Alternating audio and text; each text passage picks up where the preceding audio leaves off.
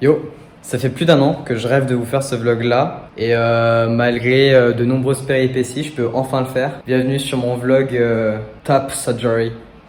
C'est parti.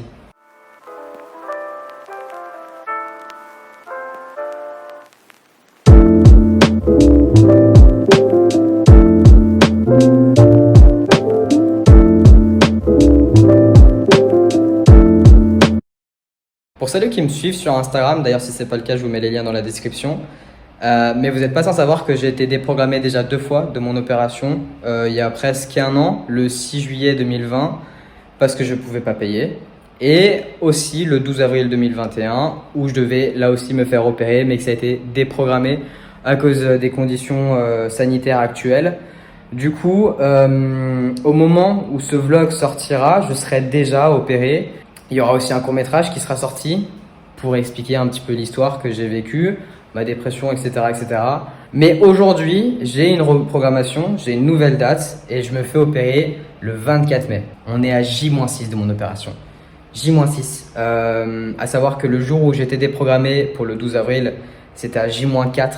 Donc j'ai encore du mal à réaliser, me dire que je vais pas avoir un nouvel appel ou mail de la secrétaire du docteur Bouillot pour me dire que ça va de nouveau être annulé. J'ai du mal à vraiment réaliser que c'est vraiment le cas, que c'est bon, là ça va vraiment m'arriver. On va se poser et je vais tout vous expliquer.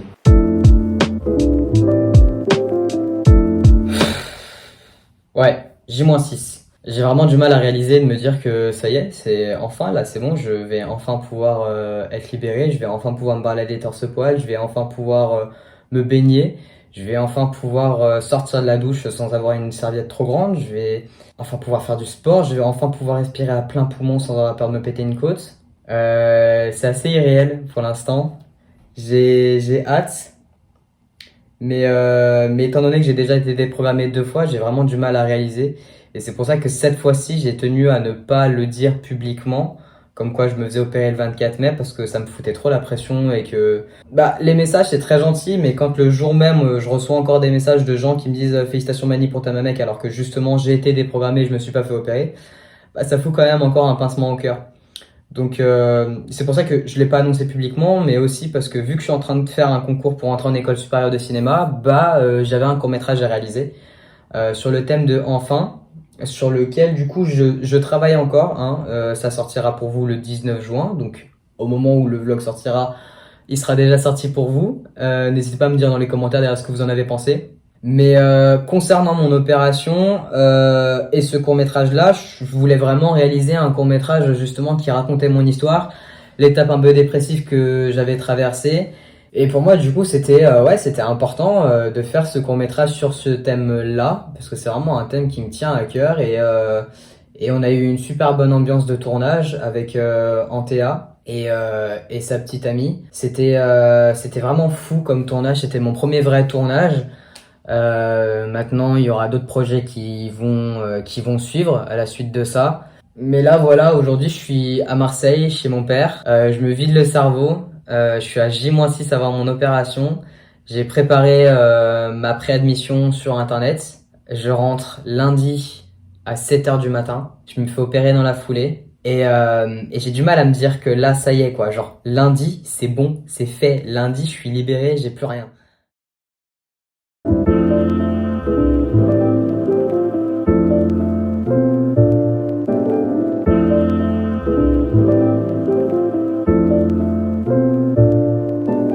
Attends. Bon, là on est à J-4 et 3 dodo. Et aujourd'hui c'est le grand jour, je rentre à Lyon. Donc je suis en train de préparer toutes mes affaires. Hier, je suis allé faire les magasins. J'ai préparé mon petit starter pack J-4 avant l'opération. Donc là on a les t-shirts anti-UV pour la plage, parce qu'il faut se protéger évidemment. On a les chemises à manches courtes pour faire le beau gosse cet été, t'as vu, t'as capté. On a le boléro aussi. La B-Oil pour la cicatrisation. Il me semble que c'est tout. Mais voilà, là je suis en train du coup de préparer toutes mes affaires pour rentrer. J'ai mon train ce soir à 18 h. J'arrive vers 20 h chez moi.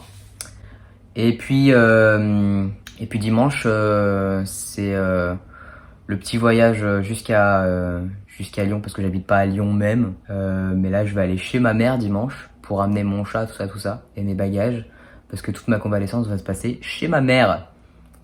Voilà. Donc là, on attend. Pour l'instant, je me mate des petites vidéos sur YouTube en attendant que mon père rentre du travail et que ma machine finisse de tourner. Et puis voilà, on se retrouve dans quelques secondes pour vous à la gare de Marseille-Saint-Charles. Voilà, ça y est, on arrive à la gare de Marseille-Saint-Charles. Trajet qui va durer 1h30, il me semble, dans le genre, jusqu'à Lyon. Et puis, il faut que je cours pour retrouver ma voiture et ma place. Et après, go à Lyon.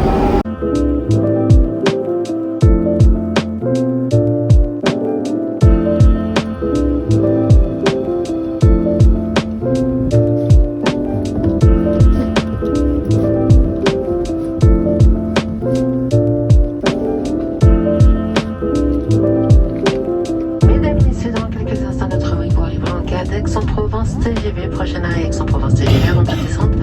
Assurez-vous de ne rien oublier à votre place. Pour votre sécurité lors de votre descente, nous vous demandons de prendre garde à l'espacement entre le marchepied et le quai.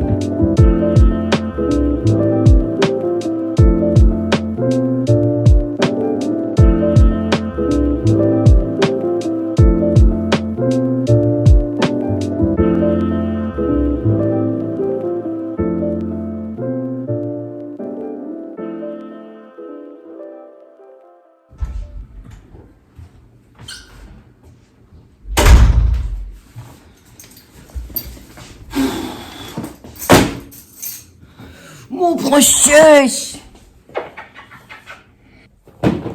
Enfin, arrivé à la maison. J'ai dû marcher pendant bien 20 minutes avec tous mes bagages parce qu'il n'y a pas de bus, du moins pas à l'heure à laquelle j'arrive. Et j'ai retrouvé mon chacha. Oups. Vendredi 21 mai, on est je sais pas quelle heure. Mais je me suis réveillé en cata ce matin parce que j'avais rendez-vous à 8h45 pour mon test PCR. Mon réveil qui n'a pas sonné. Je me suis réveillé à 8h44 et j'ai foncé en vélo pour aller au laboratoire. Et puis la nana qui s'occupait des prises en charge n'a pas voulu que je rentre dans l'Algeco pour faire mon dépistage.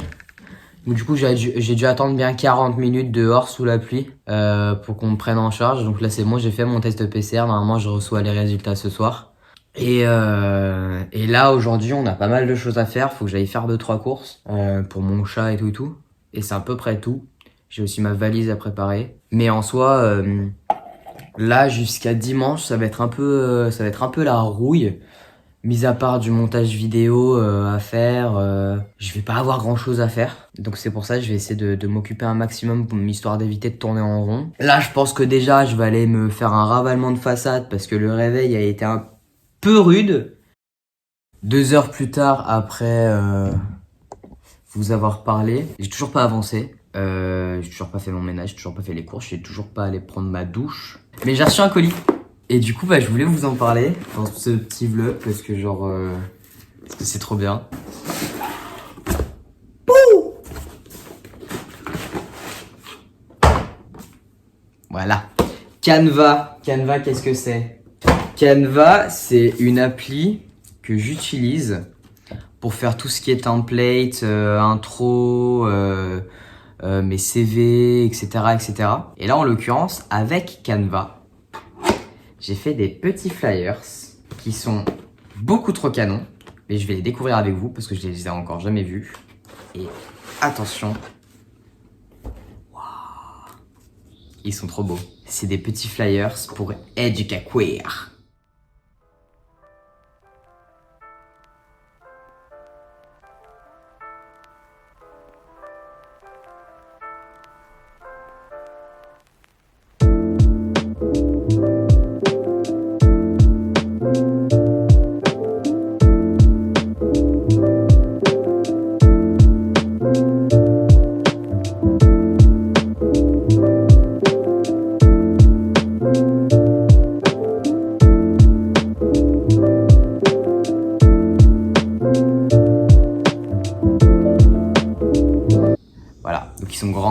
j'avoue, mais ils sont trop beaux.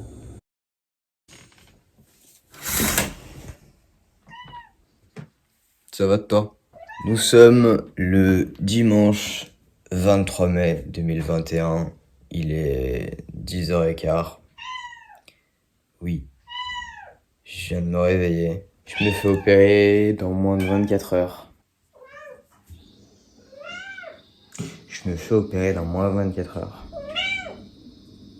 Ouais.